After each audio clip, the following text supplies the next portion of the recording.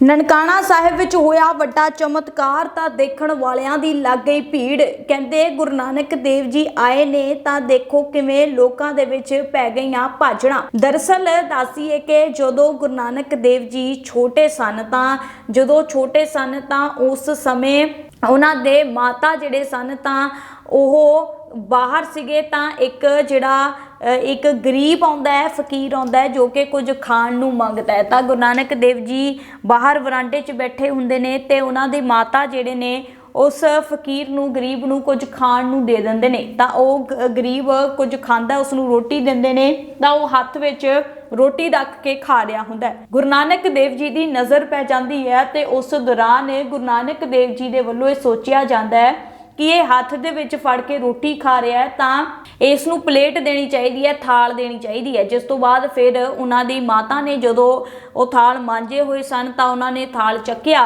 तां उस गरीब नूं, उस फकीर नूं दे दिता ते कहा कि आ फड़ थाल, इस विच तू रोटी खाया कर, इस नूं अपने कोल ही रख लै तां जद भी तैनूं कोई कुछ खाण नूं दवे तां इस थाल विच रख के खाया कर। ਤਾਂ उस तो बाद फिर गुरु नानक देव जी ਜਿਹੜੇ ਸਨ ਤਾਂ ਉਹਨਾਂ ਨੇ ਜਦੋਂ ਉਸ ਗਰੀਬ ਨੂੰ ਥਾਲ ਦਿੱਤਾ ਤੇ ਉਹਨਾਂ ਦੀ ਮਾਤਾ ਜਿਹੜੇ ਸਨ ਤਾਂ ਉਹਨਾਂ ਨੇ ਦੇਖਿਆ ਕਿ ਗੁਰੂ ਨਾਨਕ ਥਾਲ ਲੈ ਕੇ ਗਿਆ ਤਾਂ ਸ਼ਾਇਦ ਉਸ ਨਾਲ ਖੇਲਦਾ ਹੋਵੇਗਾ। ਜਿਸ ਤੋਂ ਬਾਅਦ ਫਿਰ ਉਹਨਾਂ ਨੇ ਦੇਖਿਆ ਕਿ ਗੁਰੂ ਨਾਨਕ ਦੇਵ ਜੀ ਕੋਲ ਥਾਲ ਤਾਂ ਹੈ ਨਹੀਂ ਆ। ਫਿਰ ਉਹਨਾਂ ਨੇ ਸੋਚਿਆ ਕਿ ਹੁਣ ਉਹ ਥਾਲ ਜਿਹੜਾ ਵਾ ਸ਼ਾਇਦ ਉਹਨਾਂ ਨੇ ਗਰੀਬ ਨੂੰ ਦੇ ਦਿੱਤਾ। ਉਸ ਤੋਂ ਬਾਅਦ ਗੁਰੂ ਨਾਨਕ ਦੇਵ ਜੀ ਦੀ ਮਾਤਾ ਨੇ ਉਹਨਾਂ ਨੂੰ ਡਾਂਟਿਆ, ਇੱਕ ਡੰਡਾ ਜਿਹਾ ਚੱਕ ਲਿਆ। जान बूझ के वो कर रहे सन कि अगली बार अजिहा ना करन, हालांकि वो भांडे खराब ना करन तां अजिहा कुछ उन्हां दे मन विच बिठाउण दे लई उन्हां ने जान के उन्हां नूं फटकार लाउण दी कोशिश कीती। गुरु नानक देव जी दे जिहड़े दादी सन वो गुरु नानक देव जी दी माता नूं कहण लगे कि तू मेरे पोते नूं क्यों डांटदी है, पर माता जिहड़े सन ओह जान बूझ के कर रहे सन कि मुड़ के गुरु नानक देव जी अजिहा ना करन।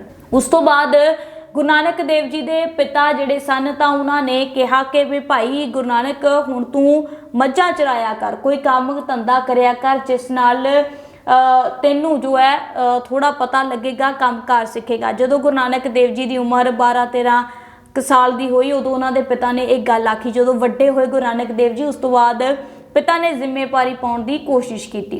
उस तो बाद गुरु नानक देव जी दे जिहड़े पिता सन ते उन्होंने जदों एक गल कही तो गुरु नानक देव जी ने कहा कि पिता जी जिवें तुसीं कहो मैं उवें ही करांगा। ते उस तो बाद गुरु नानक देव जी अगले दिन जदों मझां गावां चराउण लई गए तो उन्हां दे नाल पहलां नौकर गया, उसने सारा राह दस्सिया कि यह राह थाणी आपां जाईदा आ, इत्थे थां थां ते मझां चराउंदियां ने। अगले दिन फिर गुरु नानक देव जी दे पिता ने कहा कि भाई हुण तेरे नाल कोई भी नौकर नहीं जावेगा, तैनूं कल दस दित्ता हुण तू आप जावेगा।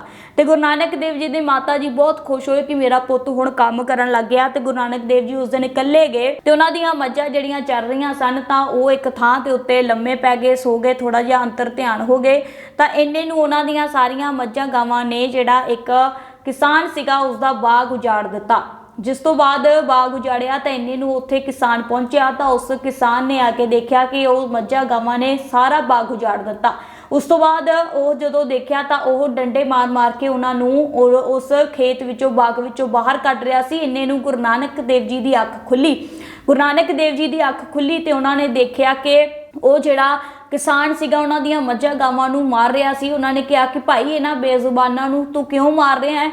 उन्होंने कहा कि क्यों ना मारा, इन्होंने मेरा सारा बाग उजाड़ दिता है। तो फिर गुरु नानक देव जी ने कहा कि भाई कोई गल नहीं तो इन्हां नूं ना मार। तो उन्होंने कहा कि ये फिर मझां गावां किहदियां ने।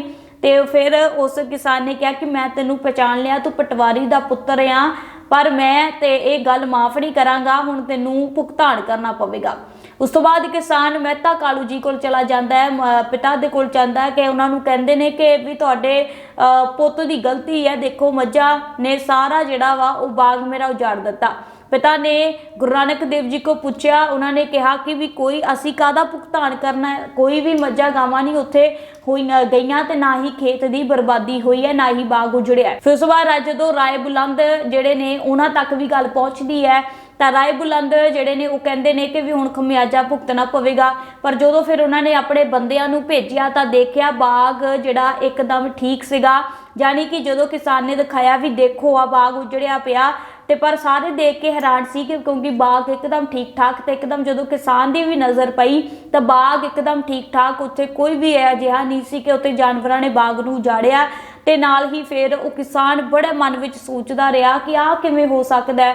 ਤਾਂ ਫਿਰ ਉਹ ਕਿਸਾਨ ਚੁੱਪ ਕਰ ਗਿਆ। ਰਾਏ ਬੁਲਾਰ ਜੀ ਦੇ ਵੱਲੋਂ ਵੀ ਜਿਹੜਾ ਵਾ ਉਹਦੇ ਵੱਲੋਂ ਵੀ ਗੁਰੂ ਨਾਨਕ ਦੇਵ ਜੀ ਦਾ ਚਮਤਕਾਰ ਦੇਖਿਆ ਗਿਆ। ਉਹ ਸਮਝ ਗਏ ਕਿ ਆਮ ਬੱਚਾ ਨਹੀਂ ਆ, ਇਹ ਖਾਸ ਆ ਤੇ ਇਹ ਬਹੁਤ ਖਾਸ ਆ ਜਿਸ ਨੇ ਵੱਡਾ ਚਮਤਕਾਰ ਕੀਤਾ।